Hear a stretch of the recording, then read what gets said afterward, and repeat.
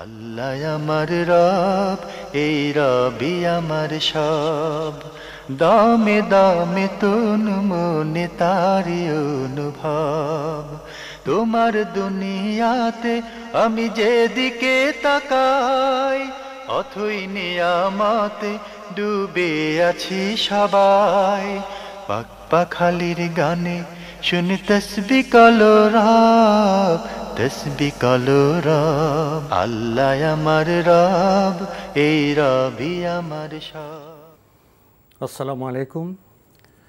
প্রিয় দর্শক, আপনারা যারা দেশে আছেন প্রবাসে, সবাইকে জানাই মাহে রমজানের শুভেচ্ছা। শুরু হলো পবিত্র রমজান উপলক্ষে এনটিভি আয়োজিত এবং লাভ হলো নিবেদিত লাইভ অনুষ্ঠান আপনার জিজ্ঞাসা। আপনাদের সাথে আছি আমি জয়নুল আবেদিন আজাদ। আর আপনাদের মনে জাগা প্রশ্নের জিজ্ঞাসার সরাসরি জবাব দিচ্ছেন বিশিষ্ট আলেম ডক্টর মোহাম্মদ সাইফুল্লাহ। আসসালামু আলাইকুম ওয়া রাহমাতুল্লাহি ওয়া বারাকাতুহু। প্রিয় দর্শক, আমাদের আজকের প্রাসঙ্গিক আলোচনার বিষয় নিয়ত। চলুন তাহলে জিজ্ঞাসার আলোকিত ভুবনে। প্রিয় দর্শক, আজকে শুরুতে আমরা নিয়ত প্রসঙ্গে কিছু কথা জানার চেষ্টা করব। নিয়ত শব্দটি তো আমাদের কাছে খুবই পরিচিত, কারণ এই শব্দটি বহুল শ্রবিত, কিন্তু তাৎপর্য সম্পর্কে আমরা কতটা অবগত, এই দৃষ্টিভঙ্গিতে আমরা কিছু কথা আপনার কাছ থেকে জানতে চাইব। নিয়ত। ধন্যবাদ। খুবই গুরুত্বপূর্ণ একটি বিষয়। প্রথম কথা হচ্ছে, নিয়তের ব্যাপারে রাসূলুল্লাহ সাল্লাল্লাহু আলাইহি ওয়াসাল্লামের সুস্পষ্ট হাদিস সাব্যস্ত হয়েছে।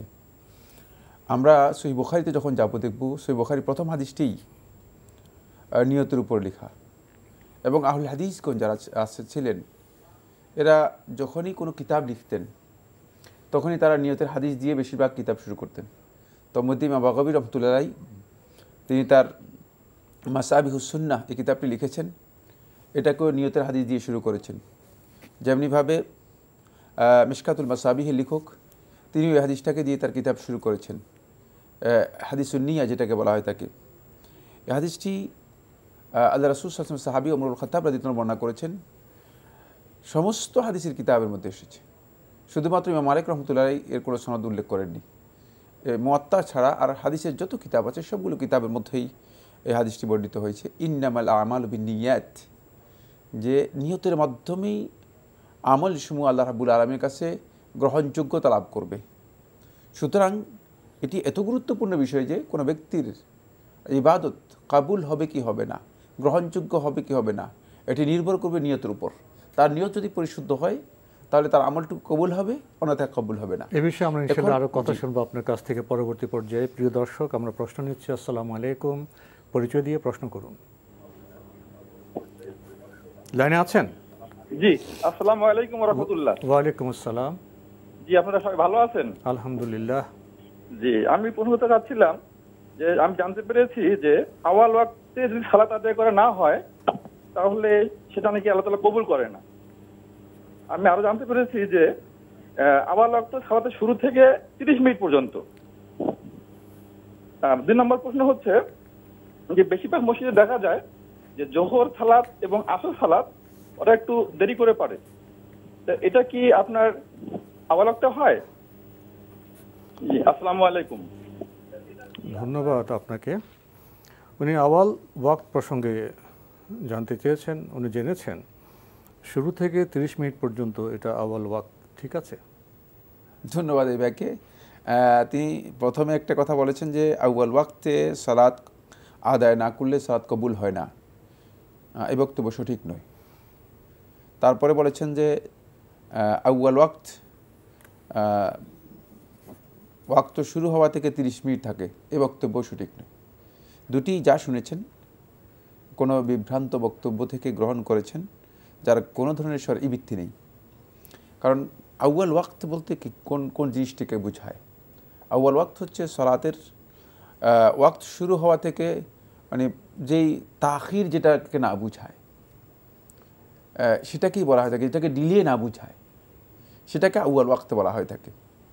এবং এই আউয়াল ওয়াক্তটুকু বেরি করবে বিভিন্ন সিজনের কারণে, শীতের সময়, গরমের সময়, বসন্তের সময়, তারপরে হেমন্তের সময়, এগুলোর মধ্যে পার্থক্য হবে। যেহেতু আমরা সালাতের দিন ছোট বড় হয়। সালাতের ওয়াক্তগুলো দিন ছোট বড়ের সাথে এবং সূর্যের সাথে সম্পৃক্ত, তা এগুলো ভেরি করবে, সেখানে বিভিন্ন হবে। তো এক্ষেত্রে কোনটা 30 মিনিট কোনটা 25 মিনিট এটাকে নির্ধারণ করার কোনো ধরনের শরঈ বিধান নেই, এটা নির্ধারণ করে দেওয়ার কোনো শরঈ বিধান নেই। তাই আপনি যেই বক্তব্যটি দিয়েছেন এই বক্তব্যটি পুরাটাই দলিলবিহীন, ভিত্তিহীন। যদি কেউ বলে থাকেন তিনি তার ব্যক্তিগত মন গড়া বক্তব্য দিয়ে বলেছেন, সেলফি সারিহীনগণ।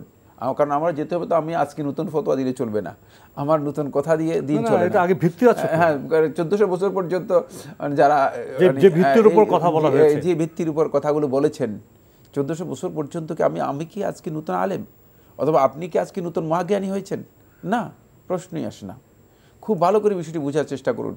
1400 বছর পর্যন্ত, 1400 এখন 42 হিজরি চলতেছে, এত বছর পর্যন্ত ওলামায়ে কেরামগণ যে বক্তব্যগুলি দিয়েছেন, এই বক্তব্যের সাথে এই কথা, যে দুটি কথা বলেছেন, এর সামান্যতম কোনো সম্পর্ক নেই, সামান্যতম কোনো মিল নেই। সুতরাং এটি আমি মনে করে থাকি যে ইসলামের ব্যাপারে মানে জ্ঞানহীন অথবা মানে দলিলবিহীন বক্তব্য দেওয়া ছাড়া আর কিছুই নয়। এই ধরনের কথার কোনো ভিত্তি নেই। আরেকটি বিষয়ে কথা বলেছেন যে আমাদের দেশে অনেকে জোহর এবং আসর নামাজ দেরি করে পড়েন, এই বিষয়টা কেমন? জোহরের সালাত যে ওয়াক্তে আদায় করা হয় থাকে, সে ওয়াক্ত অনেক বেশি ডেলি নয়, সেটা যথেষ্ট, কোথাও একটায় কোথাও 100টায় পড়া হয়ে থাকে। তবে শীতের মধ্যে কেউ 1:30টায় পড়েন, এই কাজটি শুদ্ধ নয়, এটা ডিলে হয়ে থাকে। কিন্তু আসরের ওয়াক্ত ঠিকই বলেছেন। আমাদের আসরের ওয়াক্ত নিয়ে আলেমদের মধ্যে যেহেতু একটা স্কুল অফ থট আমাদের এই সমাজের মানুষগুলো ফলো করে থাকে, হানাফি স্কুল অফ থটের মধ্যে আসরের ওয়াক্ত নিয়ে ইখতলাফ রয়েছে। ইখতলাফ থাকার কারণে তারা আসরের ওয়াক্তকে ডিলে করে পড়েন। বাকি এই ডিলেটা কোনো সন্দেহ নেই, এটি সুন্নাহ এর সাথে সামঞ্জস্যপূর্ণ নয়, সুন্নাহের সাথে সামঞ্জস্যপূর্ণ নয়, এটা অনেক বেশি তাখির, অনেক বেশি ডিলে। এতে যদি কেউ এই সময় সালাত আদায় করেন, নিঃসন্দেহে তার সালাত হয়ে যাবে, কারণ সালাতের ওয়াক্তের মধ্যে সালাত আদায় করা হয়েছে, সুতরাং সালাত হয়ে যাবে, এতেও কোনো সন্দেহ নেই। বাকি ডিলে করাটা সুন্নাহ সম্মত হবে না, সুন্নাহ অনুযায়ী যথার্থ হবে না, সঠিক হবে না, এই বিষয়টি মাথায় রাখতে হবে। প্রিয় দর্শক, আমরা খুবই গুরুত্বপূর্ণ বিষয়ে সঙ্গত বক্তব্য জানলাম। আমরা প্রশ্ন নিচ্ছি। আসসালামু আলাইকুম, পরিচয় দিয়ে প্রশ্ন করুন। আসসালামু আলাইকুম। ওয়ালাইকুম আসসালাম। আমি দুবাই থেকে খাত বলছি। জি, প্রশ্ন জি করুন। হুজুর, আমার প্রশ্ন হুজুর, যদি কোন ইয়াতে যদি নামাজ এক রাকাতে যদি ভেঙে যায়, আমি কি ওই রাকাত কি ছেড়ে দিয়ে কি আমরা আপনাকে ঠিক শুনতে পাচ্ছি না সঠিকভাবে, আপনি একটু ধীরে প্রশ্নটি স্পষ্ট করে বলুন তো। আমি নামাজ পড়তেছি, এক রাকাত হয়েছে, এখন যদি কোনো কারণে আমার ওযু ভেঙে যায়, এখন কি আমি নামাজ শেষ করে পড়বো, না ওই রাকাত আবার ওযু করে আসি 4 রাকাত পড়বো, না ওই রাকাত থেকে পড়বো আবার? এক নম্বর প্রশ্ন। আর একটা হুজুর ছিল যে টিকটিকি ঘরের আশেপাশে থাকে, এগুলা নাকি মারা নাকি সওয়াব, আমরা শুনছি, এগুলা কি মেরে ফেলা কি সওয়াব? আবার মাকড়সাকে নাকি বাঁচাইলে নাকি সওয়াব হয়, যে মাকড়সা জাল বাঁধে আমাদের নবীরে নাকি বাঁচাইছে, তো এটা জানতে চাইছিলাম হুজুর। ধন্যবাদ আপনাকে। আপনার প্রথম প্রশ্ন, নামাজ পড়ছেন, 1 রাকাত পরে ওযু ভঙ্গ হয়ে গেল, তারপরে বাকি রাকাত কিভাবে ঠিক করবেন? ধন্যবাদ, এই ভাইকে গুরুত্বপূর্ণ প্রশ্ন করেছেন। যদি 1 রাকাতের পরে উজু ভেঙে যায়, আপনি উজু করার জন্য চলে যাবেন, উজু করে নেবেন, উজু করে এসে বাকি 3 রাকাত পূর্ণ করবেন যদি 4 রাকাত বিশিষ্ট সালাত হয়। আর যদি 2 রাকাত বিশিষ্ট সালাত হয় তাহলে বাকি 1 রাকাত পূর্ণ করবেন। এখানে প্রথম থেকে সালাত আদায় করা দরকার নেই, অথবা নতুন করে সালাত আদায় করার দরকার নেই। যেহেতু সালাতের মাঝখানে আপনার উজু নষ্ট হয়ে গিয়েছে, এরপরে উজু করে এসেছেন, পুরোটাই আপনার সালাতের মধ্যে অন্তর্ভুক্ত হবে। যেখানে ভঙ্গ হয়েছে সেখান থেকে আপনি শুরু করবেন। জি, যেখানে ভঙ্গ হয়ে গিয়েছে সেখান থেকে আপনি শুরু করবেন, এবং পুরো সালাত আপনি কমপ্লিট করতে পারবেন, এটা আপনার জন্য বৈধ। আমাদের ভাই আরেকটি প্রশ্ন করেছেন, আমাদের তো ঘরে আশেপাশে টিকটিকিও থাকে, মাকড়সাও থাকে, উনি দুটি কথা বলেছেন, টিকটিকি মারা সওয়াব, আর মাকড়সা বাঁচানো, ওদের জাল বাঁচানোটা এটা সওয়াব। আসলে ধন্যবাদ। টিকটিকি বলতে টিকটিকির অনেকগুলো ধরন রয়েছে। হাদিসের মধ্যে যে শব্দটি এসেছে সেটা হচ্ছে ওয়াজাক। ওয়াজাক শব্দটি সহিহ বুখারীর মধ্যে এসেছে, এবং যে হাদিসটি উল্লেখ করেছেন সেটা সহিহ বুখারী হাদিস, কোনো সন্দেহ নেই। মানে ওয়াসাকটা এক ধরনের টিকটিকি, সব ধরনের টিকটিকির মানে যখন আমরা এই ওয়াসাক এবং টিকটিকি নিয়ে যখন গবেষণা করেছি, আমি দেখেছি যে প্রায় 105 প্রকারের টিকটিকির কথা উল্লেখ করা হয়েছে। আমাদের যে ঘরের বাড়িতে টিকটিকি খুব ছোট, হ্যাঁ, এগুলো মশা মাছি খায়। হতে পারে যে ওয়াসাকটা ওটা বড় ধরনের এবং লালচে হয়ে থাকে, এটি বিষাক্ত, মানুষের জন্য ক্ষতিকর এবং খাবারের মধ্যে এগুলো বিষ নিঃসরণ করে। ফলে এই কারণে আল্লাহ রাসূল সাল্লাল্লাহু আলাইহি ওয়াসাল্লাম এগুলোকে মারতে বলেছেন এবং মারাটা সওয়াবের বিষয়টি উল্লেখ করেছেন। এতটুকু বোঝা যায় টিকটিকির ব্যাপারে, এতটুকু সহিহ হাদিস সাব্যস্ত হয়েছে, কোনো সন্দেহ নেই। যতটুকু হাদিস সাব্যস্ত হয়েছে ক্ষতিকর বিষাক্ত, কোনো সন্দেহ নেই। বাকি মাকড়াসার ব্যাপারে কোনো হাদিস সাব্যস্ত হয়নি। আপনি যেটা বলেছেন সেটা ধারণামূলক বক্তব্য। এই সম্পর্কে যে বর্ণনাটি এসেছে, সোহাইলি তার আর-রাউদুল উনুফের মধ্যে সেটাকে রেওয়ায়তটাকে গ্রহণ করেননি, যেমনিভাবে ইবনে সঈদ নাস রাহমাতুল্লাহ আলাইহি ওই আসারের মধ্যে ওই রেওয়ায়তটিকে গ্রহণ করেননি, উল্লেখ করে মানে গ্রহণযোগ্য বলেননি। ফলে শেখ আকরাম দিয়াল ওমারি যখন সিরা নববিয়্যা সাহিহা, নবী সাল্লাল্লাহু আলাইহি ওয়াসাল্লামের সিরাতের উপর সহি যখন সংকলনটি করেন, এটা পৃথিবীতে এখন সবচেয়ে নির্ভরযোগ্য সহি গ্রন্থ সিরাতের উপর। এখানে তিনি এ বিষয়ে দৃষ্টি আকর্ষণ করেছেন যে এটি সহি রেওয়ায়েত দ্বারা সাব্যস্ত হয়নি যে নবী সাল্লাল্লাহু আলাইহি ওয়াসাল্লামের জন্য মাকড়াসা কি করে দেওয়া হয়েছে, জাল বুনে দেওয়া হয়েছে, এটা সহি বর্ণনার মাধ্যমে সাব্যস্ত হয়নি। আমরা জানলাম বিষয়টি সম্পর্কে। প্রিয় দর্শক, প্রশ্ন নিচ্ছি। আসসালামু আলাইকুম, পরিচয় দিয়ে প্রশ্ন করুন।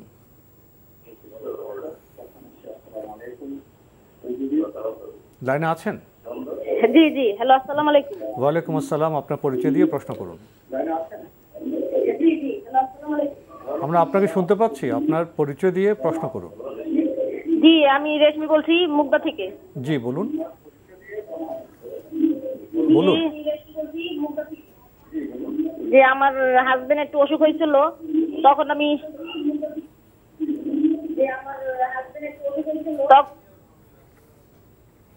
আপনার হাজবেন্ডের কোভিড হয়েছিল, তারপরে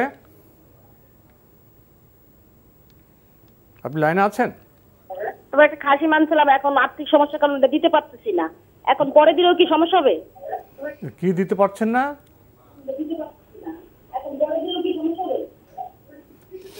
খাসি খাসি। ও, খাসি। আপনার হাজবেন্ড কি ভালো হয়েছে? হ্যাঁ জি, ভালো হয়েছে, আল্লাহর কথা সুস্থ আছে। যে আপনি এখন খাসি দিতে পারছেন না, পরে দিতে চাচ্ছেন, এই তো? হ্যাঁ, পরে দিতে চাইছি আর কি, এখন আর্থিক সমস্যার জন্য আর কি দিতে পারতেছি না। আচ্ছা আচ্ছা, আর কোনো প্রশ্ন আছে? জি না। ধন্যবাদ আপনাকে। পেয়েছেন তো প্রশ্ন? হ্যাঁ পেয়েছি। তিনি তার হাজবেন্ড অসুস্থ হয়েছে, এই কারণে খাসি মানত করেছিলেন, এখন আর্থিক সমস্যার কারণে দিতে পারছেন না। হ্যাঁ, আপনি যথাসম্ভব যত দ্রুত সম্ভব আদায় করে দিন। আদায় করাটা আপনার জন্য উচিত। ওয়ালিউফু নুজুরাহুম, তারা যেন তাদের মান্যতসমূহ পূরণ করে। সুতরাং আর্থিক সংকট থাকলেও আল্লাহ রাব্বুল আলামিনের ঋণটুকু আগে আদায় করার জন্য চেষ্টা করুন। সেক্ষেত্রে আল্লাহ তাআলা ঋণটা যত তাড়াতাড়ি আদায় করবেন ততই আপনি দায়মুক্ত হয়ে যাবেন, অন্যথায় আপনার দায় আরও বেড়ে যেতে পারে, আপনার দায় আরও বৃদ্ধি পেতে পারে। এই জন্য আল্লাহ রাব্বুল আলামিন দায়মুক্ত হন। আমরা জানলাম বিষয়টি সম্পর্কে। প্রিয় দর্শক, প্রশ্ন নিচ্ছি। আসসালামু আলাইকুম, পরিচয় দিয়ে প্রশ্ন করুন।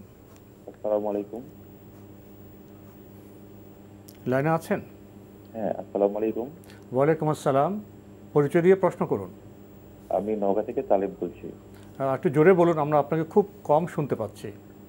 আমি নওগাঁ থেকে তালেব বলছি। জি বলুন। আমার প্রশ্ন মহিলাদের ঈদের নামাজ সম্পর্কে। মহিলাদের ঈদের নামাজের সুন্নত পদ্ধতিটা কি, আর মহিলারা কি একা বা জামাত করে কি বাড়িতে নামাজ পড়তে পারবে? আর নবী করিম সাল্লাল্লাহু আলাইহি ওয়াসাল্লামের সময়ে অনেকগুলো কথা বলে দিচ্ছেন, একটা করে বলেন। জি, আপনি মহিলাদের ঈদের নামাজ সম্পর্কে জানতে চাচ্ছেন? ঈদের নামাজের কি জানতে চাচ্ছেন? মহিলারা কি একা একা নামাজ পড়তে পারবেন, এই তো না? হ্যাঁ, বাসায় একা একা নামাজ পড়তে পারবে কিনা, বা জামাত সহকারে, বা মহিলাদের ঈদের নামাজের সুন্নতটা কি ছিল? মহিলারা নিজেরা জামাত করতে পারবে কিনা, এই তো প্রশ্ন। হ্যাঁ। ঈদে আপনার আর কোনো প্রশ্ন আছে? না, কোনো প্রশ্ন নেই। ধন্যবাদ আপনার। উনি মহিলাদের ঈদের নামাজ সম্পর্কে, মহিলারা কি নিজেরা ঈদের নামাজ পড়তে পারবেন? না, ঈদের জামাতে মহিলারা পুরুষদের সাথে অংশগ্রহণ করবে। মহিলারা ঈদের জামাতে একাকী ঈদের জামাতে তারা অংশগ্রহণ করবে না, এটা বিশুদ্ধ মত। সেক্ষেত্রে মহিলারা আলাদাভাবে ঈদের জামাত করা মহিলাদের জন্য উচিত হবে না। সেক্ষেত্রে যদি কোনো পুরুষ ইমামতি করে বা পুরুষদের একটা দলের সাথে তারা অংশগ্রহণ করে, তাহলে ঈদের জামাতে তাদের অংশগ্রহণ করা সুন্নাহ।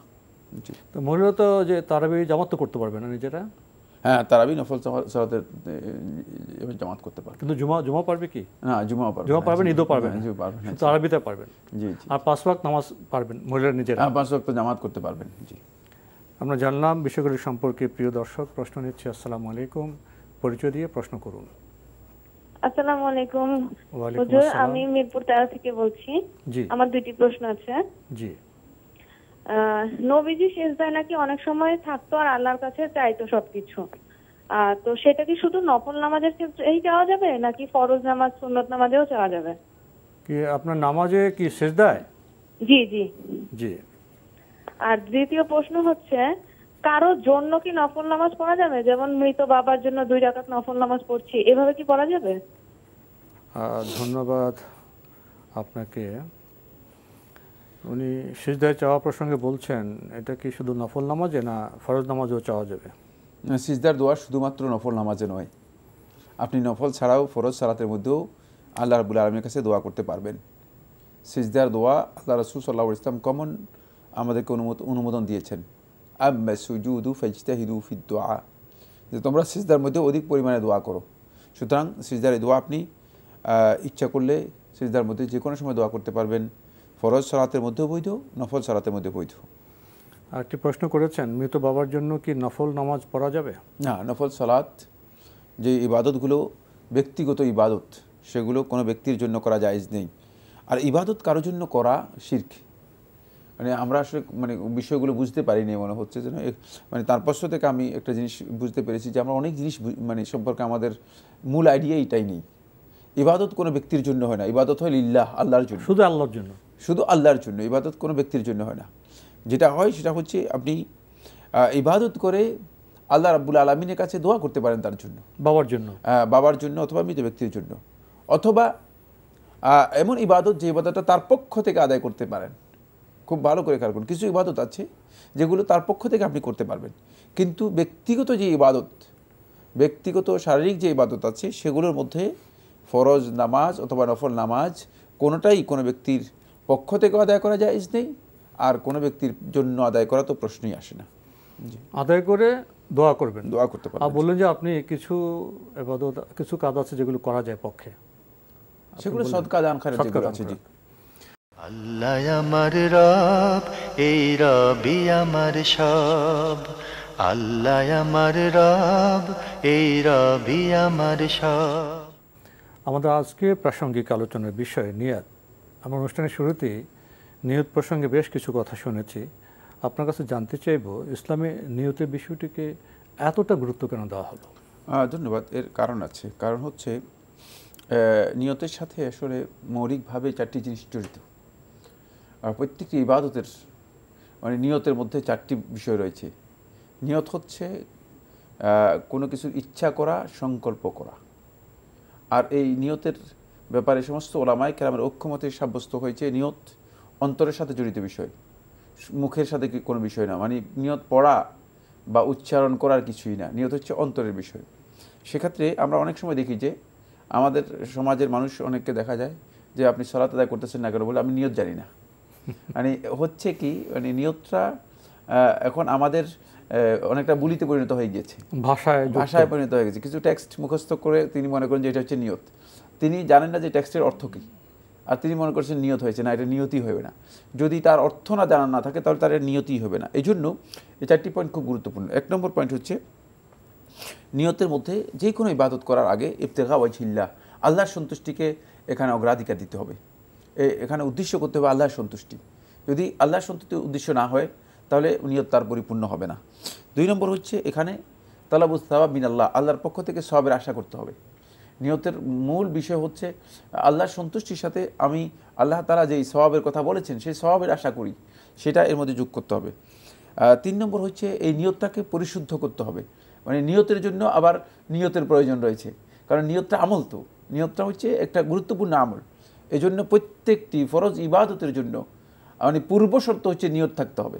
এবং এই নিয়তটাকে পরিশুদ্ধ করা হচ্ছে আরেকটা নিয়তের বিষয়। নিয়তে ভেজাল থাকতে পারবে না, কোনোভাবে এইটা নিয়তটাকে পরিশুদ্ধ করে দিতে হবে। সুতরাং আপনি যে ইবাদতটা করতেছেন সেই নিয়তটাকে পরিপূর্ণরূপে পরিশুদ্ধ করতে হবে।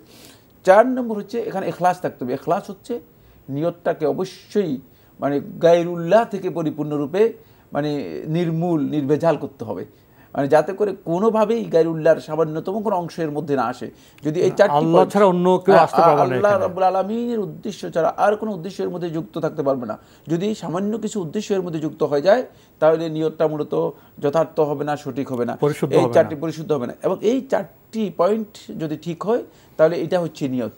আর এরই মাধ্যমে মূলত একজন ব্যক্তি তার আমলকে আল্লাহ রাব্বুল আলামিনের কাছে তখন তিনি পেশ করতে পারবেন। এই জন্য আল্লাহ রাসূল সাল্লাল্লাহু আলাইহি ওয়াসাল্লাম স্পষ্ট করে বলে দিয়েছেন মূলত নিয়তের উপরে নির্ভর করবে আমাদের আমলগুলো আল্লাহ তাআলার কাছে সেটা কতটুকু গ্রহণযোগ্য হবে, গ্রহণযোগ্য হবে না। জি, আমরা প্রশ্নে যাচ্ছি। আসসালামু আলাইকুম প্রিয় দর্শক, পরিচয় দিয়ে প্রশ্ন করুন।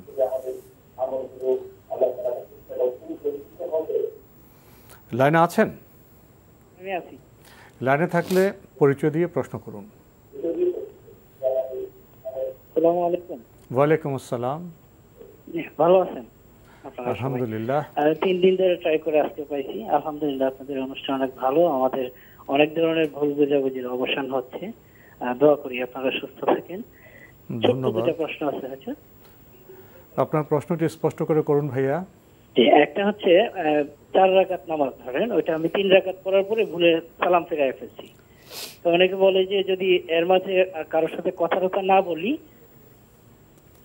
4 রাকাত নামাজ জি আমি ভুলে 3 রাকাত পড়ে সালাম ফিরায় ফেললাম, জি, তারপরে কারোর সাথে যদি কথা না বলি আর সোজা দাঁড়ায় যদি আমি পরের 1 রাকাত যেটা এটা কমপ্লিট করে ফেলি তাহলে নাকি হবে। আর যদি কারোর সাথে কথাবার্তা বলে ফেলি, মানে দুনিয়াবি কোনো কথা বলে ফেলি, তাহলে নাকি আবার নতুন করে পড়তে হবে জি প্রথম থেকে। এটা একটু ক্লিয়ার করবেন। আর একটা হচ্ছে, আমার কাছে যদি অন্য কারো টাকা থাকে সেটার যাকাত কি আমি দিব নাকি ওনাকেই দিতে হবে? যার টাকা, অন্য কারো টাকা আপনার কাছে টাকাটা কিভাবে কি শর্তে আছে? আমার কাছে উনি দিচ্ছেন আর কি, আমার কাছে রাখার জন্য। সেটা আমার কাছেই থাকে ধরেন 2-3 বছর ধরে। অন্য টাকা তো আপনার কাছে রাখা হলো? জি জি। এটা কি শর্তে রাখা হলো? এমনিতে দিচ্ছেন আমাকে, এমনি রেখে দিয়েছে, আপনাকে নিয়ে নেবে? এটা কতদিন থাকবে? 2-1 দিন থাকবে না 1 বছর থাকবে? না, বছর খানেক হয়ে গেছে অলরেডি। জি, অলরেডি 1 বছরের উপরে। এই টাকাটা কি আপনি ব্যবহার করছেন? আপনার মালিকানায় আছে টাকাটা? জি জি। আপনার মালিকানায় আছে? জি। ধন্যবাদ আপনাকে। প্রথম প্রশ্ন, 4 রাকাত নামাজ উনি 2 রাকাত পরে সালাম ফিরিয়ে ফেললেন ভুল করে, এবং কেউ বলছেন যে যদি তিনি কথা না বলেন কারোর সাথে তারপরে উনি বাকি 2 রাকাত সম্পূর্ণ করতে পারবেন। বিষয়টি কি এমন? হ্যাঁ, যদি সালাতের যেই অবস্থা রয়েছে সে অবস্থা থেকে যদি আপনি অন্য কোনো অবস্থায় চলে যান তাহলে আপনাকে অবশ্যই সালাত নতুন করে আদায় করতে হবে। কিন্তু যদি সালাতের অবস্থার মধ্যে থাকেন, কথা বললেও আপনি 1 রাকাত আদায় করে দিতে পারবেন।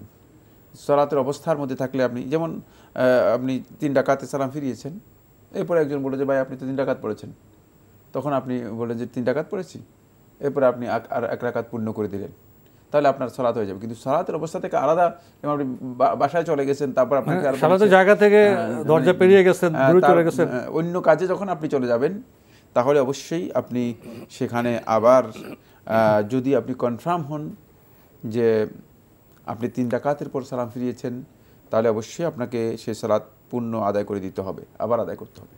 এক্ষেত্রে কি সিজদার প্রয়োজন? না, যদি সালাত পূর্ণ আদায় করতে হয় সিজদার প্রয়োজন নেই। জি। আরেকটি প্রশ্ন, অন্যের টাকা আপনার কাছে আছে, বছর পেরিয়ে গেছে, আপনি বলেছেন আপনার মালিকানায় আছে, দায়িত্বে আছে, সেই টাকা জাকাত কে দিবে? আচ্ছা, এই ভাইয়ের প্রশ্ন থেকে আমার আরেকটা প্রশ্ন আছে, সেটা হচ্ছে কেন মানে তিনি মূল তথ্য হাইড করতে চান? আমাদের লোকদের এই চেতনার কারণটা কি? তার কাছে টাকা আছে, তিনি বলবেন যে একজনের টাকা আমি নিয়েছি, ঠিক না? যেহেতু তিনি এই টাকার মালিক, এখন বছর হয়ে গেছে, হ্যাঁ বছর হয়ে গেছে এবং এই টাকার মালিক, সুতরাং এই কথা কেন হাইড করতে চেয়েছেন? বারবার জিজ্ঞেস করার পরে যে কিভাবে আপনার কাছে আছে, কিভাবে আছে, এইটা আমি মনে করি থাকি যে আমাদের বড় ধরনের একটা মানে বিচ্যুতি।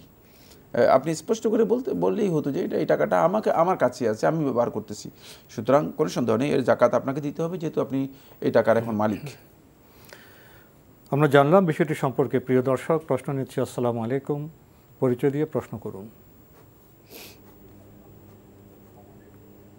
লাইনে আছেন? জি। আপনার পরিচয় দিয়ে প্রশ্ন করুন। জি। আপনাকে শুনতে পাচ্ছি, পরিচয় দিয়ে প্রশ্ন করুন। আসসালামু আলাইকুম। আসসালামু আলাইকুম। প্রিয় দর্শক, লাইনে থাকলে আপনার পরিচয় দিয়ে প্রশ্ন করুন। হ্যালো, আমরা আপনাকে শুনতে পাচ্ছি, আপনার পরিচয় দিয়ে প্রশ্ন করুন। হ্যাঁ জি, আমি জানতে চাচ্ছিলাম যে আমাদের পরিচয় দিন আগে ভাই, আপনার পরিচয় দিন, কোত্থেকে কে বলছেন? আমি চুয়াডাঙ্গা থেকে বলছিলাম, বকুলউদ্দিন। পরিচয় দিয়ে প্রশ্ন করুন। জি, আমি চুয়াডাঙ্গা থেকে বকুলউদ্দিন বলছিলাম। আমার একটা প্রশ্ন ছিল যে আমরা আপনি ধীরে প্রশ্নটি করুন, আপনাকে বুঝতে হবে তো আমাদের ভাইয়া, আপনি ধীরে স্পষ্ট করে প্রশ্নটি করুন। জি, আমি বলছিলাম যে আমাদের এখানে একটা জায়গায় থেকে একটা মানে কথাবার্তা হচ্ছিল, কথাবার্তা এক পর্যায়ে কথাটা হচ্ছে এমন ভাবে যে ফাতেমা যখন তখন তার কবরে যখন রাখা হয় তখন কবরে নাকি আপনি বুঝতে পারছেন? বলছিল। আপনি ভাইয়া খুব দ্রুত বলছেন, আপনি ধীরে স্পষ্ট করে প্রশ্নটি রিপিট করুন তো ভাইয়া। জি, শুকরিয়া। বলছিলাম যে মেয়ে যে ফাতেমা করে রাখা হয় তখন হচ্ছে গা আবুজার নাকি বলছিল যে কবরে এই যে আপনার রাখা হইল আলীর স্ত্রী ফাতেমার হযরত মুহাম্মদ সাল্লাল্লাহু আলাইহি ওয়াসাল্লামের বেটি, তা কবর নাকি একটা আওয়াজ দিছিল যে আপনার আমি কারো চিনি নি, আমি তার আমল চিনি। এখন এটার কি কোনো সহি কোনো দলিল আছে? আমরা কিন্তু আপনার প্রশ্নটি স্পষ্ট বুঝতে পারলাম না, কিসের দলিল বলুন তো ভাইয়া। শেষ কথা কি বলছেন? ফাতেমার যখন কবরে রাখা হলো, হযরত ফাতেমাকে যখন কবরে রাখা হলো, জি জি, যে কবর থেকে একটা আওয়াজ আসছিল, কবর থেকে আওয়াজ এসেছে, জি, যে আমি কারোর আমল ছাড়া কারোর চিনি না। এখন এটা নিয়ে একটু দ্বিমত হয়েছে, যে একজন বলছে যে না দলিল আছে। আপনি যে প্রশ্নটি করলেন, আপনি প্রশ্নটি কোত্থেকে করেছেন? চুয়াডাঙ্গা। জি, চুয়াডাঙ্গা। না না, আপনি এই যে বিষয়টি কোথায় পেলেন? ও মানে এটা আমাদের এক জায়গা থেকে মানে নামাজ পড়ার পরে একটা মানে আলোচনা। ধন্যবাদ আপনাকে, ধন্যবাদ আপনাকে। কিছুটা পেলেন প্রশ্ন? প্রশ্ন পেয়েছি, কি প্রশ্ন উদ্ধার হয়েছে সেটা হচ্ছে তিনি যেটা বলেছেন সেটা হলো ফাতেমা রাদিয়াল্লাহু তাআলা আনহাকে যখন কবরে রাখা হয়েছে তখন কবর থেকে নাকি আওয়াজ এসেছে যে মানে আমি ফাতেমা বা আলীর স্ত্রী এ ধরনের কাউকে চিনি না, আমি মানুষের আমল চিনি। এই বক্তব্যের কতটুকু ভিত্তি আছে? সামান্যতম ভিত্তি নেই, একেবারে ডাহা মিথ্যা কথা, ডাহা মিথ্যা কথা। এগুলো মানুষের মন করা তৈরি করা বক্তব্য, সামান্যতম কোনো সহি বর্ণনা অথবা এমনকি এটা একেবারে গাঁজাখুরি বর্ণনার মতো। এর কোনো ভিত্তি আছে আমার কাছে কোনো দঈফ রিওয়ায়াত আছে জানা নেই। জি, আমরা জানলাম বিষয়টি সম্পর্কে। প্রিয় দর্শক, প্রশ্ন নিচ্ছি। আসসালামু আলাইকুম, পরিচয় দিয়ে প্রশ্ন করুন।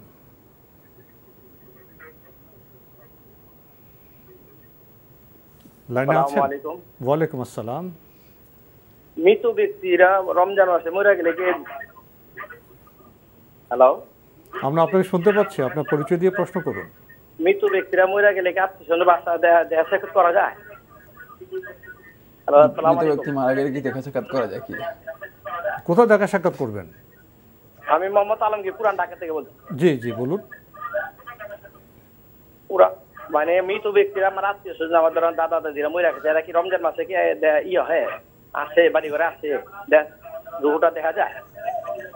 মৃত ব্যক্তি আপনার আত্মীয় স্বজন যারা ইন্তেকাল করেছেন তারা রমজানের সময় এসে কি আপনাদের সাথে দেখা সাক্ষাৎ করেন? হ্যাঁ। ধন্যবাদ আপনাকে। ধন্যবাদ, খুবই গুরুত্বপূর্ণ প্রশ্ন করেছেন। যে যদি রমাদান মাসে কেউ মারা যায় অথবা মৃত ব্যক্তি, তিনি যদি মৃত্যুর পরে কি বাসায় এসে অথবা আত্মীয়স্বজনদের কাছে এসে দেখা সাক্ষাৎ করতে পারেন? না। বারজাখী হায়াতে চলে যাওয়ার পরে কোনো মানুষ তার ইখতিয়ার অনুযায়ী আর কোথাও যাতায়াত করতে পারেন না, তার রূহ স্বাধীনভাবে বিচরণ করতে পারে না। যেখানে আল্লাহ রাব্বুল আলামিন অনুমোদন দেন এর বাইরে কোথাও যাওয়ার সুযোগ নেই, এর বাইরে যাওয়ার সুযোগ নেই। তাই যে ব্যক্তি মৃত্যু হয়ে গিয়েছে তিনি আত্মীয় স্বজনদের সাথে দেখা করবেন, তারপরে দাদার বাড়িতে আসবেন, নানার বাড়িতে আসবেন, এগুলো এটা হচ্ছে একেবারেই একটা ভুল বিভ্রান্ত আকীদা ছাড়া আর কিছুই নয়। এর সামান্যতম কোনো সুযোগ নেই। যদি কেউ বলে থাকেন তাহলে তিনি হয়তো ভিন্ন কোনো কালচার অথবা ভিন্ন কোনো দিন থেকে বলেছেন। ইসলামের এর সামান্যতম কোনো সুযোগ নেই। প্রিয় দর্শক, আমরা জানলাম বিষয়টি সম্পর্কে।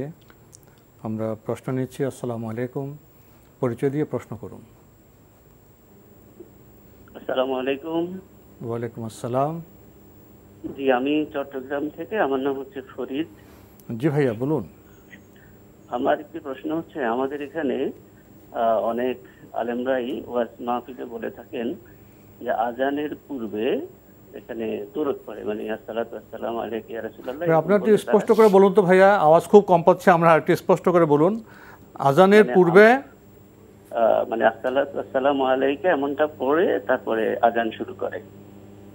তো এই সম্পর্কে ওয়াজ মাহফিলে অনেক আলেমরাই বলে থাকেন যে এটার স্পষ্ট দলিল হচ্ছে ইয়া আইয়ুহাল্লাযীনা আমানু সাল্লু আলাইহি ওয়া সাল্লিমু তাসলিমা, যে এই দলিলের মধ্যেই আছে যে আজানের পূর্বে আসসালাতু ওয়াসসালামু আলাইকা পড়তে হবে। এবং অনেক আলেম এই বিষয়ে 1 লক্ষ টাকার চ্যালেঞ্জও করেছেন। জি, তো এই বিষয়টা সম্পর্কে জানতে চাই। আর আরেকটা প্রশ্ন হচ্ছে, আমরা এশার সালাতের পরে তারাবি অথবা তাহাজ্জুদ যাই পড়ি না কেন, সবগুলো কি কিয়ামুল লাইল হিসেবেই অন্তর্ভুক্ত হবে নাকি দুইটার আলাদা কোনো ফজিলত আছে? ধন্যবাদ আপনাকে। আপনাদের এলাকায় আজানের পূর্বে দরুদ পড়া হয়, লক্ষ টাকার চ্যালেঞ্জ ছুড়ে দেওয়া হয়েছে, আসলে কি তাই? হ্যাঁ, তিনি নিজে তো এই আয়াতটা দেখলেই, মানে কোরআনে কারীমের যে সূরার মধ্যে আয়াত আছে ইয়া আইয়ুহাল্লাযীনা আমানু সাল্লু আলাইহি ওয়া সাল্লিমু তাসলিমা, হে ইমানদারগণ তোমরা রাসূলের উপরে সালাত পড়ো এবং রাসূলের উপরে সালাম দাও যথাযথভাবে।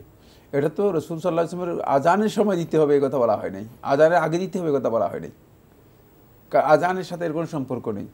এই আয়াত তো আল্লাহ রাসূল সাল্লাল্লাহু আলাইহি ওয়াসাল্লামের উপর অবতীর্ণ হয়েছে। রাসূল সাল্লাল্লাহু আলাইহি ওয়াসাল্লামের সময় তো আজান ছিল না কি ছিল না, সাহাবীদের সময় আজান ছিল কি ছিল না, সাহাবায়ে কেরামগণকে আজানের আগে এই ধরনের কোনো কিছু করেছেন কিনা? আজানের প্রত্যেকটা শব্দ ওহীর মাধ্যমে অবতীর্ণ হয়েছে। সুতরাং আজানকে বিকৃত করা এবং আজানের মধ্যে নিজের পক্ষ থেকে এই ধরনের দলিল দিয়ে, মানে মানুষদেরকে গোজামিল দিয়ে একটা বিষয় বুঝিয়ে দেওয়ার চেষ্টা করা, এটি বিভ্রান্তি, পথভ্রষ্টতা, হেদায়েত থেকে বঞ্চিত হওয়ার একটা লক্ষণ। কোরআনে কারীমের যে আয়াতের যেই নির্দেশনা আছে সেটা সেখানেই রাখতে হবে, যথাস্থানে রাখতে হবে। এখানে সালাত এবং সালাম রাসূলুল্লাহ সাল্লাল্লাহু আলাইহি ওয়াসাল্লামের উপর আমরা পড়তেছি, আল্লাহ রাসূল সাল্লাল্লাহু আলাইহি ওয়াসাল্লামের উপর নাম যখনই আসে তখনই আমরা সাল্লাল্লাহু আলাইহি ইসলাম বলি, প্রশ্নই আসে না, এটাই বোঝানো হয়েছে। কিন্তু আজানের মধ্যে রাসূলুল্লাহ সাল্লাল্লাহু আলাইহি ইসলামের নাম আসলেও সেখানে সাল্লাল্লাহু আলাইহি ইসলাম বলা হয়নি, সাহাবায়ে কেরামগণ বলেননি, রাসূলুল্লাহ সাল্লাম নিজেও বলেননি, প্রমাণিত হয়নি। সুতরাং প্রশ্নই আসে না কোনো জাহিল যদি কথা বলেন যে এখানে আসসালাতু ওয়াসসালামু আলাইকা ইয়া রাসূলুল্লাহ, আসসালাতু ওয়াসসালামু আলাইকা ইয়া হাবিবাল্লাহ, এগুলো বলা হবে। আর এই টেক্সট বা কোথায় পেয়েছে? এই টেক্সট সাহাবায়ে কেরামরা কখনো বলেননি। সুতরাং এগুলো হচ্ছে একেবারেই ফালতু অবান্তর বক্তব্য। ইসলামের নামে মানুষদেরকে বিভ্রান্ত করা হচ্ছে, কোনো অবকাশ নেই যে ইসলামের নামে এই কাজগুলো করা যেতে পারে। কারণ এই আয়াত আপনি দেখেন, এই আয়াতের যত তাফসির আছে সবগুলো দেখেন, কোনো মুফাসসির কোনো যুগে কথা বলেন নাই যে এই আয়াত দিয়ে কথা বোঝানো হয়েছে যে আজানের আগে আসসালাতু ওয়াসসালামু আলাইকা ইয়া রাসূলুল্লাহ বলতে হবে। সুতরাং কেউ যদি নিজের মন গড়া বক্তব্য দেয় সেটা কি আপনি মনে করবেন ইসলাম? প্রশ্নই আসে না। এটা তার ব্যক্তিগত প্রবৃত্তির বক্তব্য, ইসলামের সাথে এই দলিলের কোনো সম্পর্ক নেই। প্রিয় দর্শক, আমরা জানলাম বিষয়টি সম্পর্কে। আমাদের ভাই আরেকটি প্রশ্ন করেছেন, এশা নামাজের পরে যে আমরা তারাবি পড়ি, তাহাজ্জুদ পড়ি, এই সবগুলি কি কিয়ামুল লাইল? হ্যাঁ, সবটাই কিয়ামুল লাইল, কিয়ামুল রমাদান, সবটাই কিয়ামুল লাইল। একেবারে ফজর উদিত হওয়া পর্যন্ত আপনি 2 রাকাত করে যতক্ষণ পড়বেন, যতটুকু পড়বেন, পুরাটাই কিয়ামুল লাইল, এবং কিয়ামুল লাইল ফজিলত আপনি পেয়ে যাবেন ইনশাআল্লাহ। আমরা জানলাম বিষয়টি সম্পর্কে। প্রিয় দর্শক, প্রশ্ন নিচ্ছি। আসসালামু আলাইকুম, পরিচয় দিয়ে প্রশ্ন করুন। আসসালামু আলাইকুম, আমি মাহমুদুল হাসান কুমিল্লা থেকে। জি, আমার প্রশ্ন ছিল যে আমরা যে বিভিন্ন নামাজের সময় যে নিয়তের যে ব্যাপারটা আছে আর কি, নিয়ত বলতে আমরা যে নামাজ দোয়া এগুলি পড়ি না, জি, মানে যে এইগুলি কি পড়তে হয় বা পড়া কি বাধ্যতামূলক, নাকি আমি আল্লাহু আকবার বলে নামাজ শুরু করলে হবে? যেমন সাপোজ আমি জোহর নামাজের সুন্নাত পড়বো 4 রাকাত, আল্লাহু আকবার বলে 4 রাকাত জোহর নামাজের সুন্নাত পড়লাম। আর কোনো প্রশ্ন আছে? না না না, ধন্যবাদ আপনাকে। পেয়েছেন তো প্রশ্ন? জি পেয়েছি। এগুলো বাধ্যতামূলক নয়, এগুলো বাধ্যতামূলক নয়। এগুলো যদি কেউ পড়েন আর তিনি নিয়ত করেন এইভাবে, তার নিয়তই হবে না। তার কারণ হচ্ছে তিনি তো কি বলেছেন সেটাই জানেন না। তার এখানে আরবিতে তিনি মুখস্থ করে এসেছেন, তিনি কি বললেন সেটাই জানেন না। বরং নিয়ত হচ্ছে মনের মধ্যে ইচ্ছা করে আল্লাহু আকবার বলে সালাত শুরু করে দিবেন তাকবীরে তাহরিমের মাধ্যমে, এটাই হচ্ছে নিয়ত। জি, আমরা জানলাম বিষয়টি সম্পর্কে। প্রিয় দর্শক, প্রশ্ন নিচ্ছি। আসসালামু আলাইকুম, পরিচয় দিয়ে প্রশ্ন করুন। আসসালামু আলাইকুম। ওয়ালাইকুম হুজুর, আসসালাম। আমার প্রশ্ন ছিল যে ইসলামী ব্যাংকে মুদারাবা শাখায় আমি হজের জন্য রেজিস্ট্রেশন করে রাখছিলাম, তো এই বছর আমার হজে যাওয়ার কথা ছিল। তো এখন লকডাউনের জন্য করোনা পরিস্থিতিতে আমার হজ তো আনসার্টেন অবস্থায় চলে গেছে।